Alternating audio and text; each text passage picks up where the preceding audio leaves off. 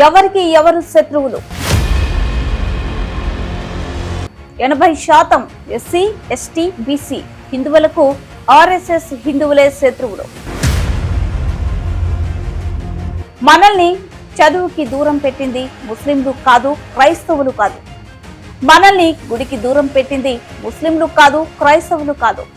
మన ఇంట్లో ఆడవాళ్ళని జోగినీలని చేసింది ముస్లింలు కాదు, క్రైస్తవులు కాదు. మనం వేదాలు చదివితే నాలుకలు కోసింది ముస్లింలు కాదు, క్రైస్తవులు కాదు. మనం వేదాలు వింటే చెవిలో సీసం పోసింది ముస్లింలు కాదు, క్రైస్తవులు కాదు. మన మూతికి ముంత గుడ్డికి చీపురు కట్టింది ముస్లింలు కాదు, క్రైస్తవులు కాదు. మన దగ్గర భూములు దోచుకుని దేశ సంపదని తమ గుప్పెట్లో పెట్టుకున్నది ముస్లింలు కాదు, క్రైస్తవులు కాదు. మన జనాభాలో 15% ఉండి 85% CM, PM, governors, presidents, mayors, MLAs, MLCs, owners of corporate schools, colleges, hospitals, students, studios, shopping malls, travels, hotels, real estate ఇలా 70 ఏళ్లుగా దేశ సంపద అనుభవిస్తున్నది ముస్లింలు కాదు, క్రైస్తవులు కాదు.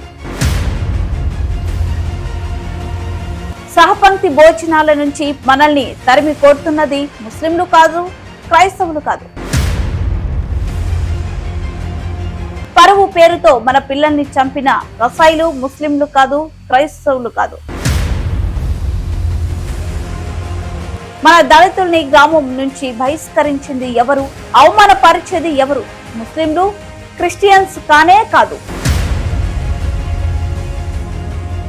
అయినా వీరిని ద్వేషించేలా చేయడంలో వీరి ప్రయత్నం సాగుతూనే ఉంది. ఎస్సీ, ఎస్టీ అట్రాసిటీ యాక్ట్ తొలగించాలని ముస్లింలు, క్రిస్టియన్లు ఎప్పుడూ డిమాండ్ చేయలేదు. మన ఓట్లతో గెలిచి మన మీద పెత్తనం చేసేది ముస్లింలు కాదు,